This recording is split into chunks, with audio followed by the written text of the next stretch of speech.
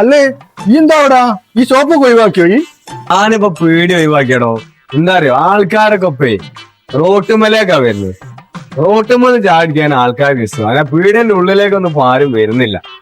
നമ്മളാണെങ്കിൽ 2 ലക്ഷം റുപ്യ അഡ്വാൻസും കൊടുക്കണം, 10-30 റുപ്യ വാടകയും കൊടുക്കണം.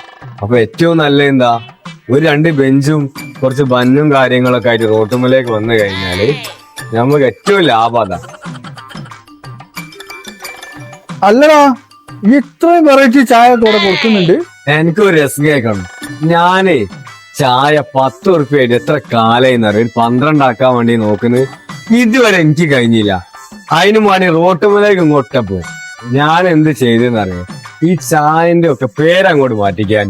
ഇറാൻ ചായ, ജപ്പാൻ ചായ, ചൈന ചായ, അമേരിക്കന്റെ ചായന്റെ ഒക്കെ വില. അമേരിക്കൻ ചായ എന്ന് പറഞ്ഞൊരു ഐറ്റം ഉണ്ട്, അതിന് 250 റുപ്യ വില ആയിരുന്നു. ഇനി ആലോചിച്ച് നോക്ക്, ആൾക്കാർക്ക് എന്തെങ്കിലും പേര് മാറി കിട്ടിയാൽ എത്ര റുപ്യ വേണമെങ്കിലും ഓൽക്ക്.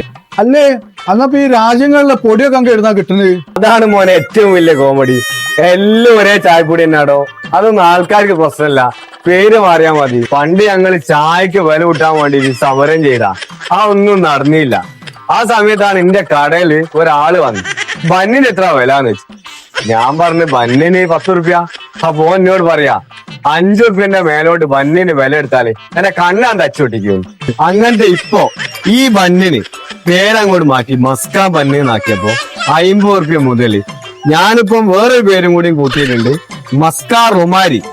അതുകൊണ്ട് തന്നെ 100 രൂപ 80 രൂപക്കാണ് ഈ ബന്നിന് ഇപ്പൊ വിൽക്കുന്നത്. കുറച്ച് ക്രീം അങ്ങ് പരത്തി കൊടുത്തു, എന്നാലും കുഴപ്പമില്ല. നമ്മളെ പോക്കറ്റിലേക്ക് എത്ര പോന്ന്, 100 റുപ്യ പോന്നോ. ഇനിയിപ്പോ നമ്മൾ പീഡിയന്റെ പറയുകയാണെങ്കിൽ രാവിലെ തന്നെ നമ്മൾ പീഡിയ തുറന്നാല് ഹെൽത്താര്, ഫുഡ് സേഫ്റ്റിക്കാര്, പൊല്യൂഷന്, അങ്ങനെ തുടങ്ങിയിട്ട് ഒരുപാട് ഉദ്യോഗസ്ഥന്മാരെ ചൊറകള്.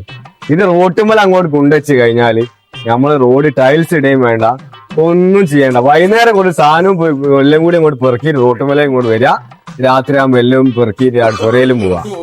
വാടകയും കൊടുക്കണ്ട, കറണ്ട് ചാർജും കൊടുക്കണ്ട, വേസ്റ്റിന്റെ പൈസയും കൊടുക്കണ്ട. അപ്പൊ ഈ പറയും ഏതാക്കി ലാഭം? ലക്ഷങ്ങൾ മുടക്കി തുടങ്ങണ ഓരോ കച്ചവടവും ഇങ്ങനത്തെ ഒക്കെ കാരണം കൊണ്ടല്ലേ അത് കൂട്ടിപ്പോന്ന്.